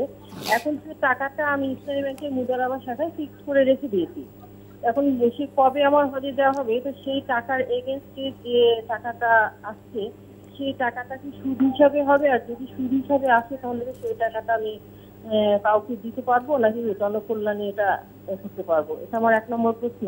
আপনাকে একটু জানতে হবে প্রিয় দর্শক, আপনি ইসলামী ব্যাংকে টাকা রেখেছেন হজের উদ্দেশ্যে, করোনা পরিস্থিতিতে হজে যেতে পারছেন না, এখন সেই টাকার যে লভ্যাংশ আসবে সেটা কি করবেন, এই তো প্রশ্ন? জি, সেই ওই লভ্যাংশটা কি মানে আমি নিতে পারবো না? যদি না নিতে পারি তাহলে? ধন্যবাদ। আর কোনো প্রশ্ন আছে? জি, আর একটা প্রশ্ন আছে হুজুর, যে আমি যখন আমার বাড়ি হলো রাজশাহী হুজুর, আমার বাবা মার বাসা রাজশাহী, তো আমি যখন রাজশাহীতে যাই তো সেই ক্ষেত্রে আপনি রাজশাহী কোথা থেকে যান, কোন জায়গা থেকে যান? ঢাকা থেকে হুজুর, আমি ঢাকা ধানমন্ডি থেকে বলছি। যে আমার নাম মাসুদা। জি বলুন। যে আমি যখন রাজশাহীতে যাই হুজুর, তো আমি কি আমার মার বাসায় গেলে আমাকে কসর নামাজ পড়তে হবে না পুরা নামাজ পড়তে হবে? মায়ের বাড়িতে? জি হুজুর, বাবা মার বাসায়। যে বাসাটা আমার বাবা হলো যে আমাদেরকে দিয়ে গেছেন, আমার বাবা মারা গেছেন। আপনি ঢাকাতে রাজশাহী যাচ্ছেন আপনার বাবা মার বাড়িতে? জি, বাবা মার বাসায়। সেটা আপনার বাড়ি? জি, আমারই বাসা হুজুর। ধন্যবাদ আপনাকে। বাবা আমাদেরকে দিয়ে গেছেন। ধন্যবাদ আপনাকে। প্রথম প্রশ্ন তো ইসলামী ব্যাংকে হজ পেয়েছেন তো প্রশ্নটা? প্রথম প্রশ্ন পেয়েছি। এই প্রশ্নের উত্তর আপনি ব্যাংককে জিজ্ঞেস করে নেবেন, কারণ আপনি কিসের ভিত্তিতে লেনদেন করেছেন তো আমি জানি না। লেনদেনটা যদি আপনার মানে শরিয়াসম্মত হয় তাহলে আপনার জন্য সেখান থেকে মুনাফা গ্রহণ করা বৈধ হবে। আর লেনদেনটার প্রক্রিয়া কী ছিল সেটা আমার কাছে স্পষ্ট হয়নি। জি, যদি লেনদেন ঠিক হয় লভ্যাংশ গ্রহণ করতে পারবেন, সে ব্যাংকের থেকে জেনে নেবেন। জি, আর একটি প্রশ্ন, ঢাকা থাকেন, রাজশাহী বা আমার বাড়ি, সেখানে গেলে কি কসর পড়তে হবে? না, নিজের বাড়িতে গেলে কসর পড়তে হবে না। আপনি বাড়িতে পৌঁছে যাওয়ার পর আপনি মুসাফির থাকবেন না, আপনি সেখানে মানে আপনি নিয়মিত মুকিমের মতো সালাত আদায় করবেন। কিন্তু আপনি ঢাকা থেকে যখন রাজশাহী যাচ্ছেন পথে আপনি যতদিন থাকেন আপনি মুসাফির থেকে যাবেন, কসর করবেন। জি, আমরা জানলাম বিষয়টি সম্পর্কে। প্রিয় দর্শক, প্রশ্ন নিচ্ছি। আসসালামু আলাইকুম, পরিচয় দিয়ে প্রশ্ন করুন। জি, আসসালামু আলাইকুম, আমি ঢাকা থেকে বাসার বলছি। জি ভাইয়া বলুন। জি, আমার প্রশ্নটা ছিল একটু দ্রুত। একটা প্রশ্ন হচ্ছে কিয়ামুল লাইল আর রাতের নামাজ আর তারাবি, এই তিনটে কি একসাথে পড়া যাবে? কিয়ামুল লাইল, তারাবি আর রাতের নামাজ। ধন্যবাদ আপনাকে। তিন নামাজ হিসাবে আমার জানা আর কি, তো তিনটাকে একসাথেই মানে এক নিয়তের আন্ডারে পড়া যাবে কিনা? জি, ধন্যবাদ আপনাকে। আর কোনো প্রশ্ন আছে? হ্যাঁ, আরেকটা প্রশ্ন আছে। একটু আগে হুজুর একটা উত্তর দিতে গিয়ে বললেন আজানের ব্যাপারে, সেটা হচ্ছে আজান ওহির মাধ্যমে এসেছে। অ্যাকচুয়ালি আমার জানার দরকার ছিল যে এটা কোরআন শরীফের কোথায় পাবো? ধন্যবাদ আপনাকে। প্রথম প্রশ্ন, কিয়ামুল লাইল, রাতের নামাজ, তারাবি, এগুলোকে এক নিয়তে পড়তে পারবেন? হ্যাঁ, এটা তো একই নামাজ। কিয়ামুল লাইল যা সেটা তো রাতের নামাজ। কিয়ামুল লাইল যেটা এটা রাতের নামাজ, তারাবি যেটা এটাও রাতের নামাজ। সুতরাং এইটা আপনি একসাথে এক নিয়তেই পড়তে পারবেন। জি, এটা এক নামাজ, এটা আলাদা কোনো কিছুই নয়, আলাদা মানে কোনো এর ভিন্ন কোনো কিছুই নেই। নামটা বিভিন্ন স্পটের কারণে বিভিন্নভাবে নামটা এসেছে, নানাভাবে এসেছে। জি, বাকি একই সালাত, একই হুকুম, ইসলামের বিধান একটাই। জি, আরেকটি প্রশ্ন করেছেন, একটু আগে আমরা বলেছি যে আজান তো ওহী, তো উনি জানতে চাচ্ছেন কোরআনের কোথায় আছে এই ওহী? তিনি মনে করছেন ওহি শুধুমাত্র কোরআন বোঝায় না, ওহি তো ওয়ামা ইয়ান্তিকু আনিল হাওয়া ইন হুয়া ইল্লা ওয়াহয়ু ইউহা। রাসূল সাল্লাল্লাহু আলাইহি ওয়াসাল্লামের প্রত্যেকটি কাজই ওহি, রাসূলুল্লাহ সাল্লাল্লাহু আলাইহি ওয়াসাল্লামের প্রত্যেকটি আমলই ওহি। রাসূলুল্লাহ সাল্লাল্লাহু আলাইহি ওয়াসাল্লাম যেটাকে তাকরীর করেছেন সেটা ওয়াহি। খুব ভালো করে খেয়াল করতে হবে, ওয়াহি শুধুমাত্র কোরআন হচ্ছে ওয়াহি মাতলু, যেটা অবতীর্ণ হয়েছে। আর আজান রাসূল সাল্লাল্লাহু আলাইহি ওয়াসাল্লাম ওহির মাধ্যমে রাসূলুল্লাহ সাল্লামকে জানানো হয়েছে, রাসূলুল্লাহ সাল্লাল্লাহু আলাইহি ওয়াসাল্লাম তাকরীর করেছেন। সাহাবায়ে কেরামগণ আজান স্বপ্নে দেখেছেন, স্বপ্নে দেখে এসে রাসূল সাল্লাল্লাহু আলাইহি ওয়াসাল্লামকে বলেছেন, তারপর রাসূলুল্লাহ সাল্লাল্লাহু আলাইহি ওয়াসাল্লাম এটাকে তাকরীর করেছেন। সুতরাং এটা ওয়াহি রাসূল সাল্লাল্লাহু আলাইহি ওয়াসাল্লামের। আর আপনি যে কনসেপ্ট নিয়েছেন সেটা হচ্ছে রং কনসেপ্ট, সেটা হলো ওহি মানে শুধু কোরআন না, ওহি কোরআন এবং হাদিস দুটাকেই বুঝায়, কোরআন এবং হাদিস দুটাকেই ওহি বুঝায়। রাসূল সাল্লাল্লাহু আলাইহি ওয়াসাল্লাম তাকরীর করেছেন মানে অনুমোদন করেছেন। জি জি, আমরা জানলাম বিষয়টি সম্পর্কে। প্রিয় দর্শক, প্রশ্ন নিচ্ছি। আসসালামু আলাইকুম, পরিচয় দিয়ে প্রশ্ন করুন। আসসালামু আলাইকুম, আমি ঢাকা থেকে তুষার বলছি। জি ভাইয়া বলুন। প্রথম প্রশ্ন হলো যে সূরা আলাকের প্রথম 5 আয়াত, এটা কি 17ই রমজান নাজিল হয়েছিল? সূরা আলাক, সূরা আলাক, সূরা আলাকের প্রথম 5 আয়াত, এটা কি 17ই রমজান নাজিল হয়েছিল? এক নম্বর প্রশ্ন। জি। দ্বিতীয় প্রশ্ন হলো যে রাসূল সাল্লাল্লাহু আলাইহি সাল্লাম ওহী প্রাপ্ত হয় কি স্বপ্ন যুগে? প্রথম যে ওহী প্রাপ্ত হয় রাসূল সাল্লাল্লাহু আলাইহি সাল্লাম ওহী প্রাপ্ত হয় কি স্বপ্ন যুগে? স্বপ্ন যোগে? স্বপ্ন যুগে। জি জি, ধন্যবাদ আপনাকে। প্রথম প্রশ্ন, সূরা আলাকের প্রথম 5 আয়াত কি 17 রমজান নাজিল হয়েছে? সূরা আলাকের এই আয়াতগুলো কি 17 রমজান নাজিল হয়েছে কিনা এ নিয়ে আহলে তাফসীরদের মধ্যে মতবিরোধ রয়েছে। কেউ কেউ বলেছেন যে 17 রমজান নাজিল হয়েছে, কিন্তু আমরা তাহকিকে আমাদের কাছে এটি প্রমাণিত নয়। সুতরাং এটা রমাদান মাসে অবতীর্ণ হয়েছে, কোনো সন্দেহ নেই, কিন্তু রমাদান মাসে কি 17 তারিখে অবতীর্ণ হয়েছে না অন্য কোনো তারিখে অবতীর্ণ হয়েছে এ নিয়ে আলেমদের মধ্যে দ্বিমত রয়েছে। বাকি এর তারিখ ফিক্সড করে বলা মানে বলার সুস্পষ্ট দলিল নেই, যেই দলিল উপর ভিত্তি করে বলা যেতে পারে যে 17 রমাদানই নাজিল হয়েছে। কেউ কেউ বলেছেন। আরেকটি প্রশ্ন করেছেন, রাসূল সাল্লাল্লাহু আলাইহি ওয়াসাল্লাম যে ওহী পেতেন তা কি স্বপ্নে? হ্যাঁ, রাসূল সাল্লাল্লাহু আলাইহি ওয়াসাল্লাম ওহীর শুরু হয়েছে আউয়ালু মা বুদিয়া বিহি আর-রুয়া সাদিকা। সহিহ বুখারী হাদিসের মধ্যে এসেছে 3 নম্বর হাদিস। আয়েশা রাদিয়াল্লাহু আনহা বলেছেন যে রাসূলুল্লাহ সাল্লাল্লাহু আলাইহি ওয়াসাল্লামের ওহী শুরু হয়েছে মূলত আর-রুয়া সাদিকা, সত্য স্বপ্নের মাধ্যমে। যে স্বপ্ন রাসূলুল্লাহ সাল্লাল্লাহু আলাইহি ওয়াসাল্লাম দেখেছিলেন প্রথমে, ওহীর শুরুটা এর মাধ্যমেই হয়েছে। জি, আমরা জানলাম বিষয়গুলি সম্পর্কে। প্রিয় দর্শক, প্রশ্ন নিচ্ছি। আসসালামু আলাইকুম, পরিচয় দিয়ে প্রশ্ন করুন। লাইনে আছেন? লাইনে থাকলে প্রিয় দর্শক পরিচয় দিয়ে প্রশ্ন করুন। আচ্ছা, হ্যালো, আসসালামু আলাইকুম। ওয়ালাইকুম আসসালাম। আচ্ছা, আমার প্রশ্নটা হলো যে আমার ভাই অসুস্থ, আমার ভাইকে কি আমি যাকাত দিতে পারবো? আপনি স্ত্রী অসুস্থ? হ্যাঁ। তো এখন যাকাত কাকে দিবেন? আমার ভাইকে দিতে পারবো। ভাইয়ের কোনো ইনকাম নাই, কিন্তু বাতিরা আছে, বাতিরা ইনকাম করে চালাইতে পারে সংসার, কিন্তু ভাইয়ের একটু ওষুধপত্র লাগে আর কি। আপনার ভাই অসুস্থ, উনি কি ওনাকে যাকাত দিতে চাচ্ছেন? ওনার কি যাকাত নেওয়ার মতো উপযুক্ত উনি? ওনার কাছে কিছু নাই, শুধু বাঁচতে আছে, বাঁচতে চালাইতেছে ওনাকে। তাই হ্যাঁ, উনি কি দরিদ্র? একবারে না, মোটামুটি চলে যাইতেছে আর কি, একটু অসুস্থ অবস্থায়। আপনি কি ওনাকে চিকিৎসার জন্য টাকা দিবেন? না, চিকিৎসা বলতে আমি যে কোনো ভাবে আমার জাকাতে আছে, ওই টাকাটাকে আমি দিতে পারি। উনি কি জাকাত পাওয়ার হকদার কিনা এটা আপনাকে জেনে নিন। জাকাত হকদার বলতে অসুস্থ অবস্থায় আছে না, অসুস্থ তো অন্য বিষয়। আমি আপনাকে স্পষ্ট করি, অসুস্থ একটি বিষয়, যদি অসুস্থ অবস্থায় উনি চিকিৎসা করতে পারছেন না, অনেক খরচ, সেটা একটি বিষয়। অসুস্থ হলেই তাকে জাকাত দেওয়া যাবে তা নয়। তার নেশার পরিমাণ সম্পদ আছে কিনা, তিনি জাকাতের হকদার কিনা, এটা জেনে তো আপনাকে জাকাতের অর্থ দিতে হবে। কোনো সম্পদ নাই, থাকার জায়গাটুকু আছে আর কি। সংসার চালানোর মতো ইনকাম তার নাই? না, আর কোনো ইনকাম না, বাচ্চা চালাইতেছে। মানে প্রায় ফকিরের মতো অবস্থা, তাই না? অত না, অত ফকিরের মতো না। কিছু বলবেন প্রশ্ন? না, প্রশ্ন আমি বুঝতে পেরেছি। ধন্যবাদ আপনাকে। ধন্যবাদ এই ভাইকে। তিনি আসলে প্রশ্ন মানে স্পষ্ট করতে পারেননি। প্রশ্নে ইনফরমেশন খুবই গুরুত্বপূর্ণ। এখন ইনফরমেশন যদি আপনি হাইড করেন, তাহলে আপনি আমাদের কাছ থেকে ফতোয়া নিয়ে কোনো লাভ হবে না।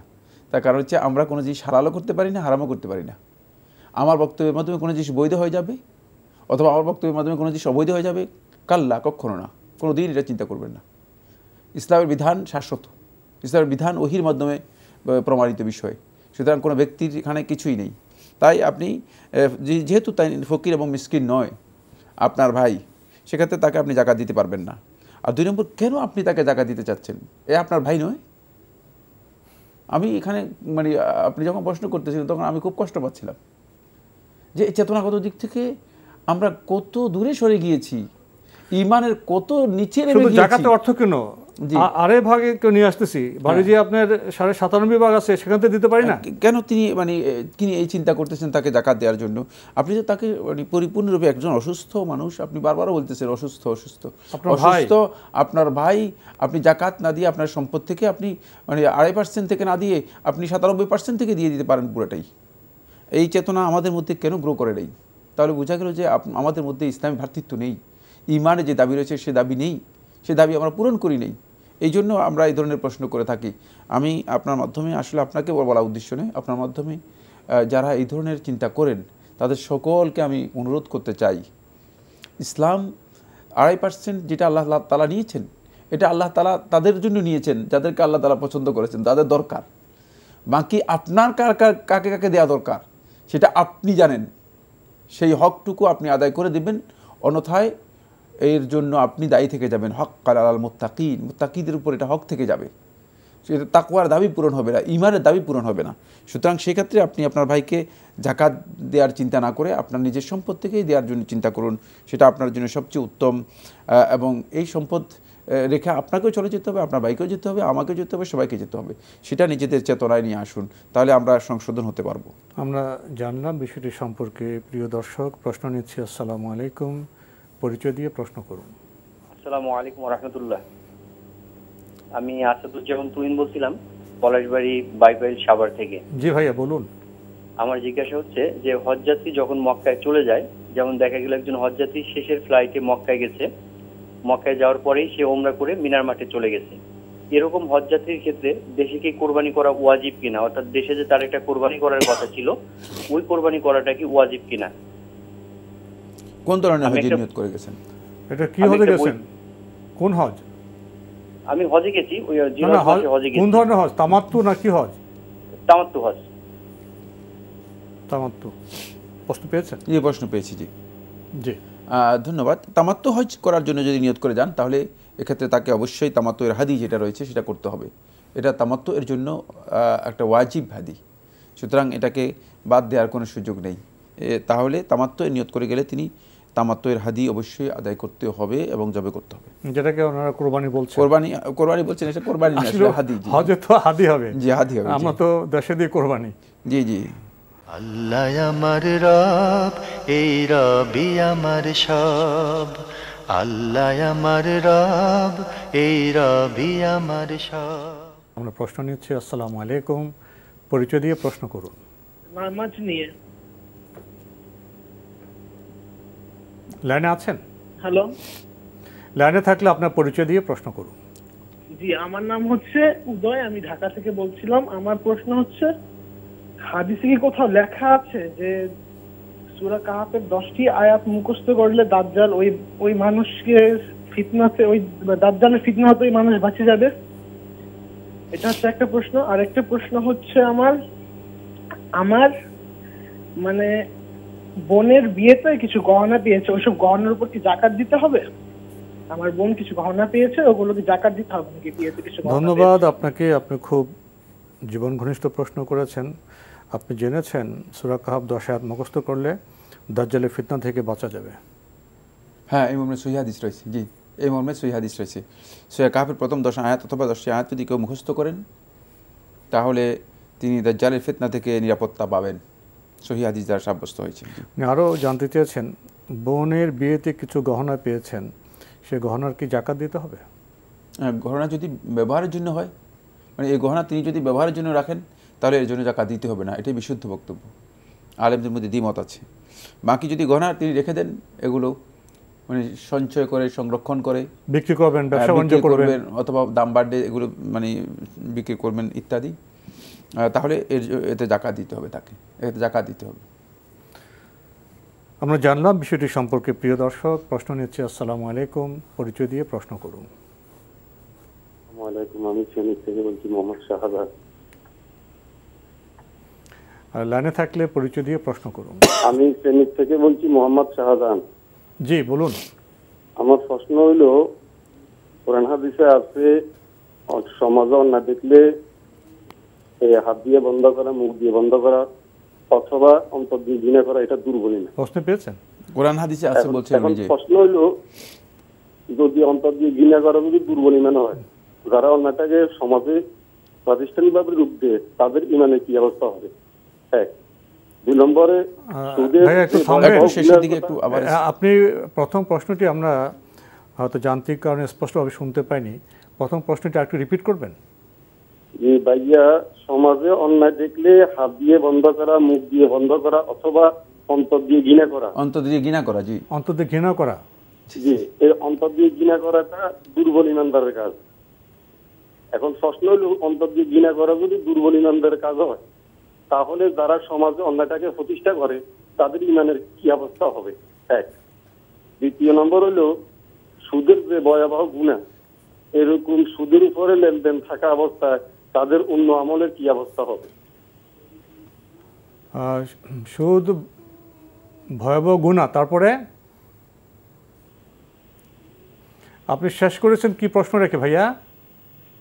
বলতেছি যে সুদের যে ভয়াবহ গুনাহ, সুদের ভয়াবহ গুনার কথা বলছি। জি জি, গুনাহ। তা প্রশ্নটি কি? সুদের যে ভয়াবহ গুনার অবস্থা, যারা সুদের উপর থাকা অবস্থায় অন্য আমল করে, তাদের আমলের কি অবস্থা হবে? আমল। জি, ধন্যবাদ আপনাকে, খুব গুরুত্বপূর্ণ প্রশ্ন করেছেন। এ সমাজে অন্যায় অবিচার হচ্ছে, ন্যূনতম হলো অন্তর দিয়ে ঘৃণা, যারা করছে তাদের কি অবস্থা হবে? আপনি যেটা প্রশ্ন করেছেন, প্রশ্ন সঠিক করেছেন। এই মর্মে যে হাদিসটি রয়েছে, হাদিসটি সহিহ মুসলিমের মধ্যে এসেছে, আবু সাঈদ খুদরি রাদিয়াল্লাহু আনহু বর্ণিত হাদিস। যদি কেউ অন্তর দিয়ে ঘৃণা করে, তাহলে তার ইমানটুকু দুর্বল ইমান। এরপর আপনি জানতে চেয়েছেন, যারা এই কাজগুলো এস্টাবলিশ করছে অথবা এই ধরনের অন্যায় করছে, তাদের ইমানের কী দশা হবে? আপনি হাদিস থেকে তো বুঝতে পারবেন, তাদের ইমানের দশা হচ্ছে, ইমান অনেক আগেই তাদের চলে গেছে। ইমান যদি না থাকে তাহলে এই কাজ তো করার প্রশ্নই আসে না। অন্যায় কাজ ইমানদার ব্যক্তি করতে পারে না, কারণ দুর্বল ইমানের কথা যদি এটাই হয়, তাহলে বাকিদের ইমান তো স্পষ্ট বক্তব্য। তাই কোনো সন্দেহ নেই, তাদের ইমানের প্রশ্ন করার দরকার নেই। তাদের ইমান প্রশ্নের বাইরে চলে গেছে, অনেক আগেই ইমান হারিয়ে গিয়েছে। শুধুমাত্র ইমানের পরিচয় দিয়ে যাচ্ছে আর কি, ইমানের পরিচয় বহন করতেছে, আর কিছুই না। আসলে তাদের অন্তর মূলত মুনাফিকি দিয়ে ভরপুর। জি। দ্বিতীয় প্রশ্ন, যারা সুদের সাথে জড়িত, এটা তো ভয়াবহ গুনাহ, তো তাদের আমলের কি হবে? তারা যে আমল করছেন। সুদের সাথে যারা জড়িত রয়েছে তাদের প্রকারভেদ আছে। এখানে আপনাকে জানতে হবে, এটা একটা হারাম কাজ, ভয়াবহ গুনাহ করে সন্দেহ নেই। বাকি এই হারাম কাজ সম্পর্কে তার আসলে কি জানা আছে কি না। যদি তার জানা না থাকে তাহলে একটা হুকুম হবে, জানা থাকলে আরেকটা হুকুম হবে। কিন্তু কোনো সন্দেহ নেই, ওই ব্যক্তিকে নেক আমল থেকে তাকে আমরা বারণ করতে পারবো না, সে নেক আমল করতেই পারে। বাকি আল্লাহ রাব্বুল আলামিনের কাছে তার এই নেক আমলটুকু কতটুকু গ্রহণযোগ্য হবে, আল্লাহ তাআলাই সবচেয়ে ভালো জানেন। আল্লাহ রাব্বুল আলামিন মুত্তাকিদের কাছ থেকে গ্রহণ করেন, সবার কাছ থেকে গ্রহণ করেন না। আর এই ব্যক্তির আমল, এটা কি আমল নাকি এটা আসলে লৌকিক, শুধুমাত্র লোক দেখানো কাজ, সেটা আল্লাহ সুবহানাহু ওয়া তাআলা সবচেয়ে ভালো জানেন। কিন্তু আমরা তাকে কোনোভাবেই হেয় করতে চাই না। আমরা কথা বলতে চাই না তাকে যে হেয় করব। সুদের কাজের সাথে যারা নিজেদেরকে সম্পৃক্ত রেখেছেন, তাদের ঈমানের দাবি হচ্ছে তারা সুদকে ছেড়ে দিবেন। সুদকে না ছাড়লে তারা সত্যিকার ঈমানের দাবিই পূরণ করতে পারেন নাই।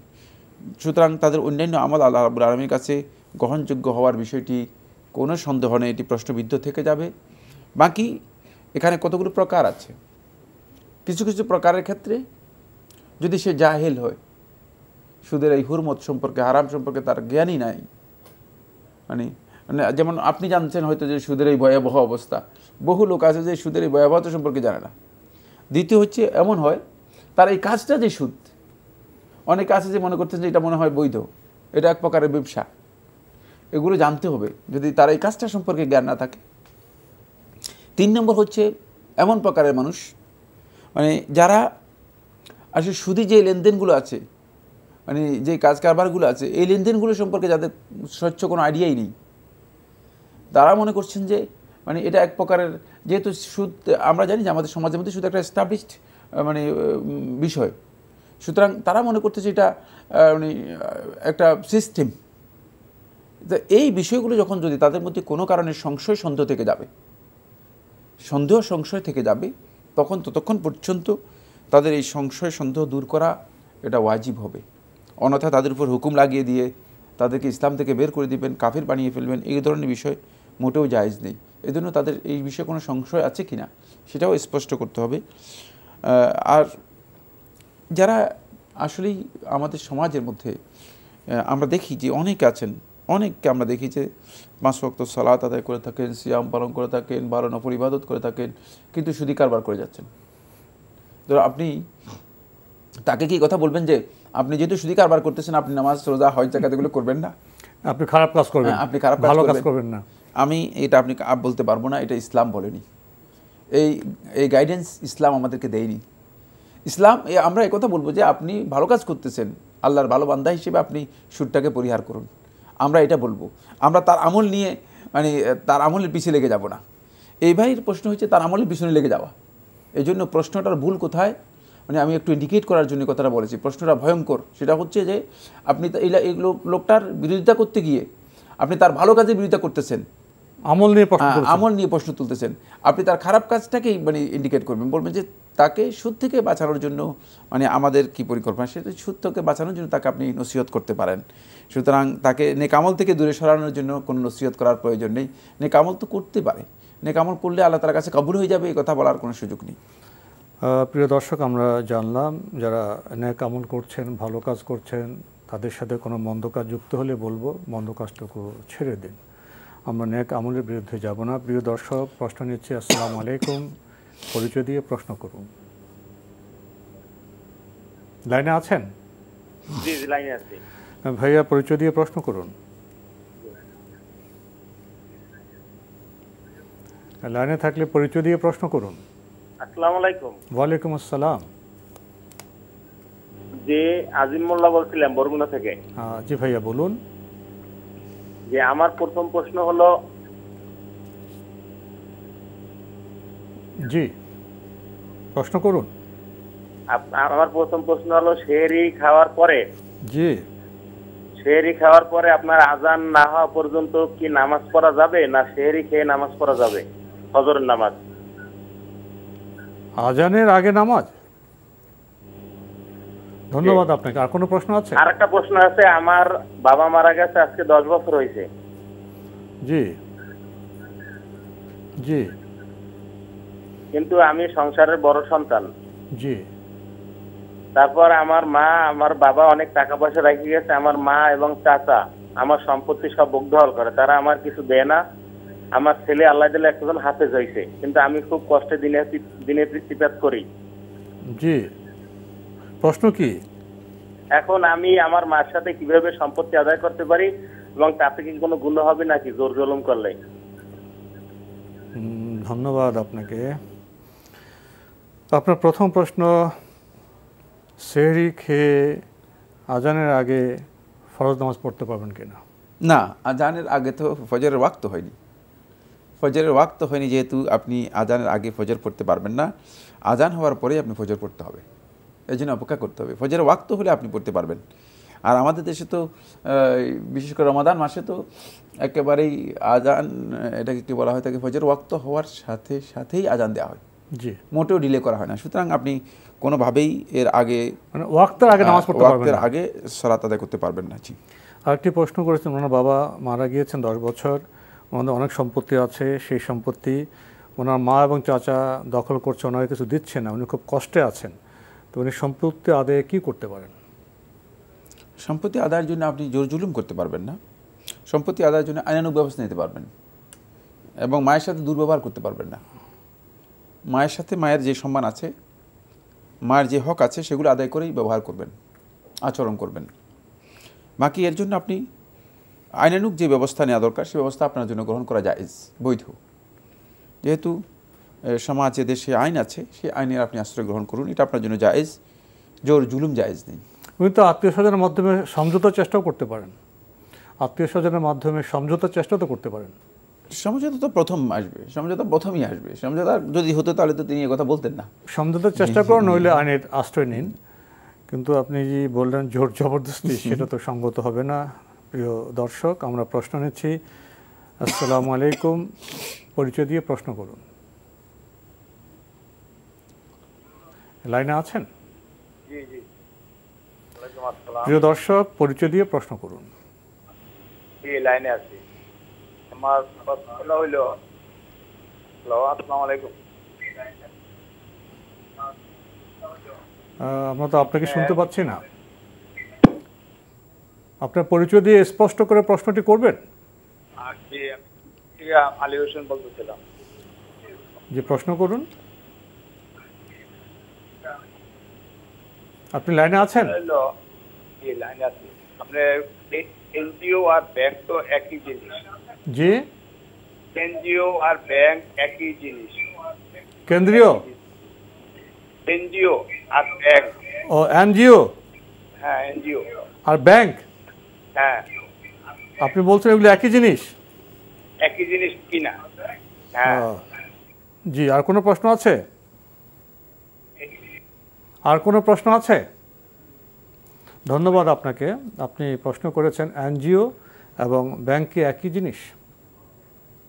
এনজিও একটা বিষয়, ব্যাংক আরেকটা বিষয়। এনজিও তো নন গভর্নমেন্ট অর্গানাইজেশন। জি, সুতরাং এটা একই জিনিস। তিনি কি বুঝাতে চাইছেন? ব্যাংক তো আলাদা প্রতিষ্ঠান। ব্যাংক হচ্ছে আলাদা প্রতিষ্ঠান, ব্যাংক আর্থিক প্রতিষ্ঠান। তবে অনেক এনজিও অর্থনৈতিক কাজ করে থাকে। এনজিও হচ্ছে একটা আলাদা প্রতিষ্ঠান। এটা হলো বেসরকারি যে সমস্ত অর্গানাইজেশন আছে যেগুলো সমাজসেবামূলক কাজ করে থাকে, সেক্ষেত্রে মানে দুইটাকে একই জিনিস কোথাও মানে বলার কোনো সুযোগ নেই, বলার সুযোগ নেই।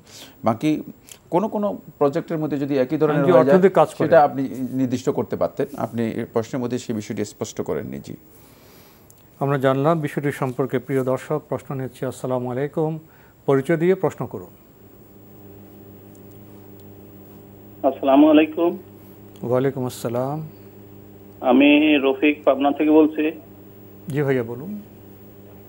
আমি বলছি যে বর্তমান যে ওই তারাবির নামাজের জন্য সরকারি ইসলামী ফাউন্ডেশন থেকে নাকি সরকার থেকে নির্দেশ দিয়েছে যে 20 জনের বেশি তারাবিতে যোগদান করা যাবে না। জি। আর এখানে ইমাম সাহেব বলছে 3 ফিট দূরত্ব বজায় রেখে দাঁড়াতে হবে। জি। কিন্তু রাসূল করিম সাল্লাল্লাহু আলাইহি ওয়াসাল্লাম বলছে যে অনেক হাদিস শরীফে পাওয়া যায় যে কাতারের লাইনের সাথে মিল, শরীরে মিল রেখে দাঁড়াতে হবে। এছাড়া রাসূল করিম সাল্লাল্লাহু আলাইহি ওয়াসাল্লাম বলছে সাল্লু কামা রাআইতু সাল্লিমুনি, আমি যেভাবে নামাজ পড়ি সেইভাবে নামাজ পড়ো। তাহলে আল্লাহ রাসূল নামাজের শিক্ষা দিল যে পায়ের সঙ্গে পায়ে মিলে, কাঁধের সঙ্গে কাঁধ মিলে। আর এখানে বর্তমান সরকার বলছে 3 ফিট দূরত্ব বজায় রেখে নামাজ পড়ো। এর জন্য আল্লাহ রাসূলের নিয়মই মানবো না সরকারের নিয়ম মানবো, কোনটা ঠিক হবে? ধন্যবাদ আপনাকে। আপনি তো প্রশ্ন করলেন, আপনি তো বর্তমান সভ্যতায় সমাজে বসবাস করছেন। তো যে প্রশ্ন আপনি তুলেছেন, এই বিষয়ে কি আপনি বর্তমান যুগে যারা শ্রেষ্ঠ আলেম, মক্কা মদিনা যারা আলেম, তাদের কি বক্তব্য শুনেছেন? তারা কি বলেছেন? বর্তমান পরিস্থিতিকে আপনি বিবেচনায় এনেছেন? কি বলবেন? না, এই ভাই যে প্রশ্ন করেছেন, মানে তাল আর তোল এক জিনিস নয়। মানে আপনি ইচ্ছাকৃতভাবে বিধান লঙ্ঘন করা একটা পরিস্থিতি, আপনি দুইটা জিনিসকে একসাথে করেছেন। এখানে কন্ট্রাডিকশন কিচ্ছু নেই। রাসূলুল্লাহ সাল্লাল্লাহু আলাইহি ওয়াসাল্লামের বিধানগুলো স্বাভাবিক অবস্থায়, আর এখন একটা চলতেছে জরুরি অবস্থা, ইমার্জেন্সি অবস্থা। মানে আপনার এখানেই গ্যাপ, ইনফরমেশন গ্যাপ রয়েছে, ইনফরমেশনের ব্যাপারে আপনার ইগনোরেন্স রয়েছে। সেটা হচ্ছে এই বিধানটা কি, মানে এই যে মানে সরকার অথবা স্বাস্থ্য সংস্থা অথবা এই যে মানে দৃষ্টিভঙ্গিগুলো, এগুলো কেন? এটা আল্লাহ রাসূল সাল্লাল্লাহু আলাইহি ওয়াসাল্লাম আগে জানিয়ে দিয়েছেন। ইন্নাল্লাহা ওয়াদা আন উম্মতি আল খাতা ওয়া নিসিয়ান ওয়া মাসতুকরিহু আলাইহি। যে কাজে তাদেরকে জোর করা হবে, যে কাজে তারা বাধ্য হয়ে যাবে, সেটা আল্লাহ তাআলা উঠাই নিয়ে গেছেন, সেটাকে আল্লাহ তাআলা ক্ষমা করে দিয়েছেন, সেখানে সহজ করে দিয়েছেন। সেটা সহজ করে দেওয়া হয়েছে, ওজনের কারণে আসে না। যেহেতু এখানে আপনি বাউন্ড হয়েছেন পরিস্থিতির কারণে, এটা হচ্ছে একটা পরিস্থিতি। যখন কোনো পরিস্থিতি দেখা দেয়, একেবারে মুসলিম উম্মার সমস্ত ওলামায়ে কেরামের ঐক্যমতে সাব্যস্ত হয়েছে এই মাসআলার মধ্যে পৃথিবীর কোনো আলেম দ্বিমত পোষণ করেন নাই, তখন এই পরিস্থিতির কারণে হারাম পর্যন্ত হালাল হয়ে যায়। আর আপনি নিয়ে এসেছেন এখানে সুন্নতের মাসআলা নিয়ে, মানে এটা আপনি বুঝতে পারেন না যে কোন মাসআলাকে কোথায় মানে প্রয়োগ করতে হবে, সেটা আপনার কাছে স্পষ্ট হয় নাই।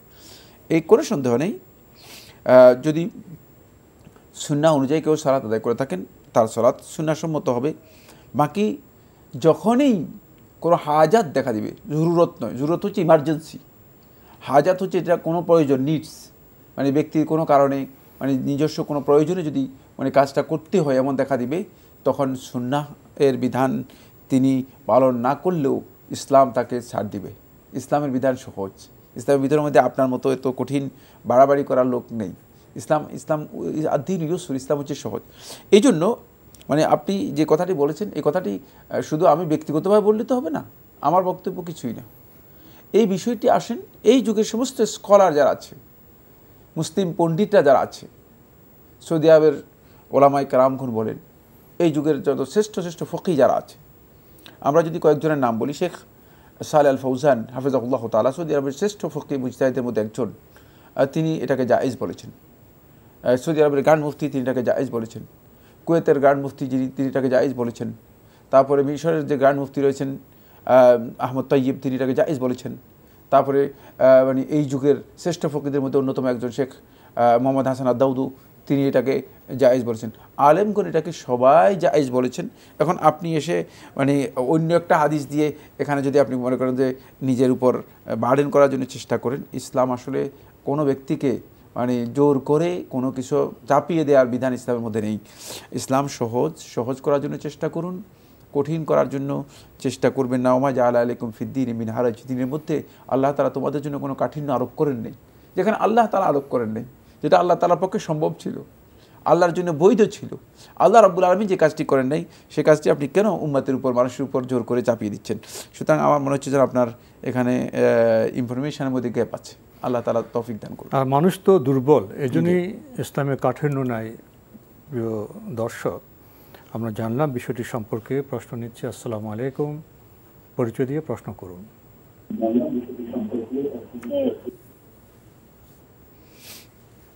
লাইনে আছেন? লাইনে থাকলে প্রিয় দর্শক পরিচয় দিয়ে প্রশ্ন করুন। জি, লাইনে আছি। আপনার পরিচয় দিয়ে প্রশ্ন করুন। আসসালামু আলাইকুম। আমি সুমাইয়া গুয়াহাটি থেকে বলছি। আপনার টেলিভিশনের ভলিউমটি কমিয়ে পরিচয় দিয়ে প্রশ্ন করুন।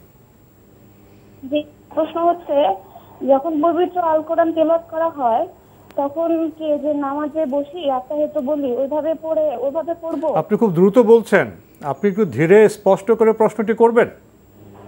আচ্ছা, আমি যখন পবিত্র আল কোরআন তেলাওয়াত করতে বসি তখন কি যে আত্তাহিয়াত পড়ি যেভাবে ওইভাবে কি বসে তেলাওয়াত করব, নাকি আমি এইভাবে বসে পড়তে পারবো? জি জি। আর কোনো প্রশ্ন আছে? জি না। ধন্যবাদ আপনাকে। উনি যখন কোরআন তেলাওয়াত করবেন, নামাজে বৈঠকে যেভাবে বসে সেভাবে বসে তেলাওয়াত করতে হবে, অন্য কোনো সহজভাবে বসে করতে পারবেন? তেলাওয়াতের জন্য নামাজের হাইয়াত শর্ত নয়, নামাজে যেভাবে আপনি বসেন সেভাবে বসতে হবে এটা শর্ত নয়। আপনি কোরআন তেলাওয়াত আপনার স্বাভাবিকভাবেই যেটা সম্ভব সেভাবে বসতে পারেন। আপনি নিজের সুবিধা মতো বসে তেলাওয়াত করতে পারবেন। প্রয়োজন আপনি চেয়ারে বসেও কোরআন কারীম তেলাওয়াত করতে পারবেন। অনেকে এই প্রশ্ন করেন যে কোরআন কারীম চেয়ারে বসে তেলাওয়াত করা যাবে কিনা। এটা কোরআন কারীমের আদবের সাথে সাংঘর্ষিক নয়, বরং জায়েজ। কোনো ব্যক্তি কোরআন কারীম তেলাওয়াত করলে তিনি চেয়ারে বসেও তেলাওয়াত করতে পারবেন ইনশাআল্লাহ। তো আজকে আমাদের এখানেই শেষ করতে হচ্ছে। আপনাকে অনেক ধন্যবাদ।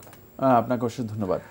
প্রিয় দর্শক, আমরা দেখছিলাম এনটিভি আয়োজিত এবং লাভিলো নিবেদিত অনুষ্ঠান আপনার জিজ্ঞাসা। আমাদের অনুষ্ঠান আপনারা এনটিভি অনলাইনেও দেখতে পারবেন। ভিজিট করুন www.ntvbd.com। এছাড়া ইউটিউবে এবং আমাদের ভেরিফাইড ফেসবুক পেজে অনুষ্ঠান দেখতে পারবেন। প্রিয় দর্শক, শেষে এসে আমরা কোরআন তেলাওয়াত প্রসঙ্গে প্রশ্ন পেয়েছি। ইসলাম সহজ বিষয়। আমরা পবিত্র কোরআন তেলাওয়াতের সময় সম্মান প্রদর্শন করব, কিন্তু কাঠিন্য আরোপ করব না। যেভাবে সহজ হয়, সুন্দর হয়, বসে চেয়ারে আমাদের মনোনিবেশ করে আন্তরিকভাবে কোরআন তেলাওয়াত করতে হবে। প্রিয় দর্শক, আসুন আমরা কোরআন জানি, কোরআনের আলোয় আলোকিত হয়ে জীবনকে আমরা সেভাবে সাজাই। দেখা হবে ইনশাল্লাহ আগামীকাল একই সময়ে। প্রিয় দর্শক, মহান আল্লাহ আমাদের সবাইকে নিরাপদে রাখুন, রাখুন শান্তিতে। আসসালামু আলাইকুম। আল্লাহ আমার রব, এই রবি আমার সব, দামে দামে তুন মনে তারি অনুভব। আল্লাহ আমার রব, এই রবি আমার সব।